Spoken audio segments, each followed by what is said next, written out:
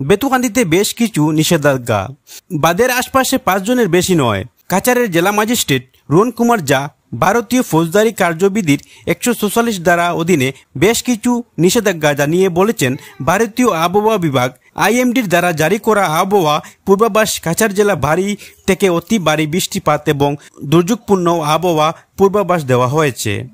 এদিকে বরাক নদীর জল বিপদসীমা অতিক্রম করেছে। এছাড়া বরাক নদীর ক্রমবর্ধমান জল ঝুঁকিপূর্ণ পয়েন্টগুলিতে ডাইক ভেঙে যাওয়ার সম্ভাবনা রয়েছে এবং শিলচর শহর এবং পার্শ্ববর্তী অঞ্চলের মধ্য বিস্তীর্ণ এলাকা প্লাবিত করতে পারে ওই আদেশ বলা হয়েছে। 2022 সালে দৃষ্টিকোণীদের দ্বারা বেতুকান্দি ইচ্ছাকৃতভাবে ডাইক কাটার এক ঘটনা ঘটেছিল, যা শিলচর শহরের ব্যাপক ক্ষতি এবং নজিরবিহীন বন্যা ও ধ্বংস সংযোগের ফলে বহু প্রাণহানি ঘটেছিল এবং এবছর অনুরূপ ঘটনা ঘটায় চিন্তা করে বেতুকান্দিতে ডাইক রক্ষার জন্য যাবতীয় ব্যবস্থা নেওয়া হবে। এর পরিপ্রেক্ষিতে জেলা ম্যাজিস্ট্রেট ভারতীয় ফৌজদারি কার্যবিধির 144 ধারার অধীনে বেশ কিছু নিষেধাজ্ঞা জানিয়ে বলেছেন, বেতুকান্দি সুইচগেট থেকে 500 মিটার ব্যাসার্ধে এবং বেতুকান্দি ডাইকের 5 বা তার বেশি লোকের সমাবেশ সম্পূর্ণ নিষিদ্ধ। বেতুকান্দিতে ডাইকের কোনো ক্ষতি করার যে কোনো প্রচেষ্টাকে অত্যন্ত গুরুতর অপরাধ হিসেবে গণ্য করা হবে এবং আইন অনুযায়ী কঠোরতম শাস্তিমূলক ব্যবস্থা গ্রহণ করা হবে। ইবজুর রহমানের প্রতিবেদন।